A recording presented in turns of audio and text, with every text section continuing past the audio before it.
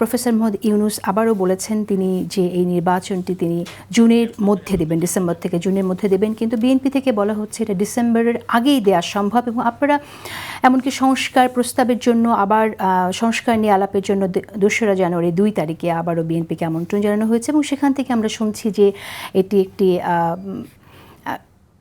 অজুহাতি মাত্র। আমি আসলে শব্দটি ঠিক স্পেসিফিক উচ্চারণও করতে চাইছি না, যা বলা হয়েছে।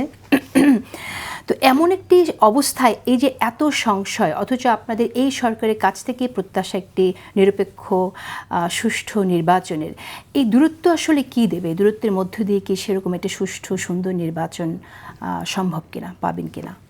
দূরত্ব কিছুই দেবে না। দূরত্ব হতাশা দিবে এবং দূরত্ব বিভ্রান্তি দিবে এবং দূরত্ব পতিত ফ্যাসিবাদকে নতুন করে সুযোগ দিবে। এটাই বাস্তবতা।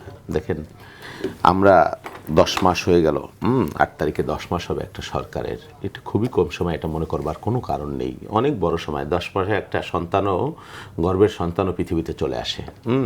অথচ এই 10 মাসে আমরা জাতি হিসেবে এমন কিছুই এই সরকারের, আপনি যদি সংস্কারের কথা বলেন, আপনি যদি বিচারের কথা বলেন, আপনি নির্বাচনের কথা বলেন, কোনো কিছুই কিন্তু সুনির্দিষ্টভাবে এখন পর্যন্ত দৃশ্যমান হচ্ছে না।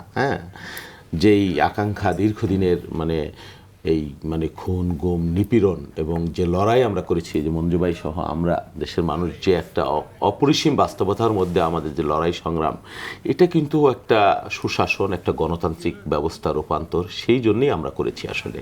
কিন্তু আমরা হতাশ হচ্ছি, যতদিন যাচ্ছে আমরা হতাশ হচ্ছি যে আসলে আমাদের যে হতাশা কি শুধু এই কারণে যে একটি স্পেসিফিক রোড ম্যাপ দেওয়া হচ্ছে না বা একটি স্পেসিফিক মান্থ বা তারিখ বলা হচ্ছে না সেজন্য? না, প্রফেসর ইউনূস সাহেব তো একজন আন্তর্জাতিক খ্যাতি সম্পন্ন ব্যক্তিত্ব, এবং আমরা আশা করেছিলাম যে ওনার ম্যাজিক, ইউনূস ম্যাজিকে আমার দেশ উন্নয়ন, উৎপাদন, গণতন্ত্র সব কিছুতে একটা ম্যাজিকের মতো একটা পরিবর্তন হবে। সে তো হলোই না, বরং ক্ষেত্র বিশেষে আমাদের ব্যাপক একটা হতাশার জায়গা, নেতিবাচক একটা জায়গা ক্রমে আমাদেরকে আবার গ্রাস করছে, অক্টোপাসের মতো। আপনি 9 মাসের একটা সরকারের উপদেষ্টা, তার স্টাফদের মধ্যে যে ধরনের অন্যায়, অনিয়ম, দুর্নীতির খবর চাউর হচ্ছে এবং ক্ষেত্র বিশেষে তার যথাযোগ্য যুক্তিসঙ্গত দৃশ্যমান কারণও দেখা যাচ্ছে, সেই বিষয়ে সরকারের পক্ষ থেকে বা প্রধান উপদেষ্টা যিনি আমাদের, তার পক্ষ থেকে কোনো আমরা উদ্যোগ বা কোনো শাস্তিমূলক কোনো ব্যবস্থা বা নেতিবাচক কোনো কিছুই দেখছি না। দেশের একটা বৃহত্তর রাজনৈতিক গোষ্ঠী, তাদের কিছু দাবি দেওয়া, তাদের কিছু বক্তব্য, সময় অসময়, সেই বিষয়ে সরকারের পক্ষ থেকে ইতিবাচক কোনো সাড়া কখনো আমরা এই পর্যন্ত দেখছি না। যাদের বিরুদ্ধে দুর্নীতির অভিযোগ এসেছে, আপনি বলছেন যে তাদের বিরুদ্ধে ব্যবস্থা নেওয়ার নজির আপনারা ওভাবে দেখছেন না, কিন্তু আমরা দেখেছি যে এর আগে আসিফ মোহাম্মদ সজীব ভূঁইয়ার সাথে কাজ করতে যাওয়ার তাকে কিন্তু সে দুর্নীতির অভিযোগে তার বিরুদ্ধে তাকে বাইরে যাওয়ার নিষেধাজ্ঞা দেওয়া হয়েছে। দুর্নীতি দমন কমিশন থেকে তার বিচার হচ্ছে, তদন্ত হচ্ছে এই দুর্নীতির। তাহলে উদ্যোগ নেওয়া হচ্ছে না সেটা? আমি বলি শুধুমাত্র এই যে পিএসদের বিরুদ্ধে কি কারণে এত দুর্নীতির অভিযোগ, কি যেন কয়, এখন তো স্লোগান বদলে গেছে, উপদেশটা কয় দিল্লি না ঢাকা, আর পিএসটা কয় টাকা আর টাকা। একটার পর একটা খবর তো আসছে, দেখছি তো আমরা। এর 300 কোটি, এর 400 কোটি, এনসিপির নতুন দরবেশের এত কোটি, ভাগাভাগি, তারপরে রেলের মধ্যে প্রত্যেকটা জায়গায় আমরা একটার পর একটা যেসব খবর দেখছি, মাত্র 9 মাসের 10 মাসের একটা সরকারের যে বাস্তবতা, তাই এরা যদি 17 বছর হাসিনার মতো 15 বছর শাসন করে, আল্লাহ জানে কোথায় যায় দাঁড়াবে।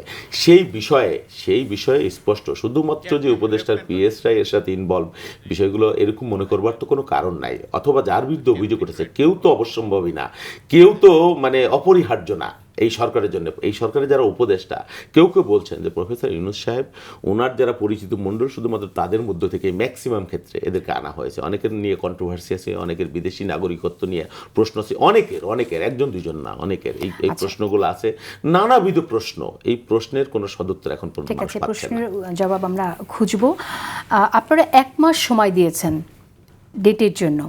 আমি শহীদুল ইসলাম বাবুর আপনার কাছে প্রশ্ন রাখছি, এই 1 মাসের মধ্যে যদি আপনারা ডেট বা স্পেসিফিক রোড ম্যাপ না পান, তাহলে আপনারা কি করবেন? কোনো কঠোর আন্দোলন? আপনি জানেন যে এই সরকারকে আমরা সকলে মিলে এনেছি, বিএনপি সহযোগীরা, সকল রাজনৈতিক দল, একটা অপরিসীম আবেগ উচ্ছ্বাসের মধ্য দিয়ে বা আনন্দের মধ্যে দিয়ে প্রফেসর ইউনূস সাহেবকে আমরা বরণ করেছি উইথ আর্মি।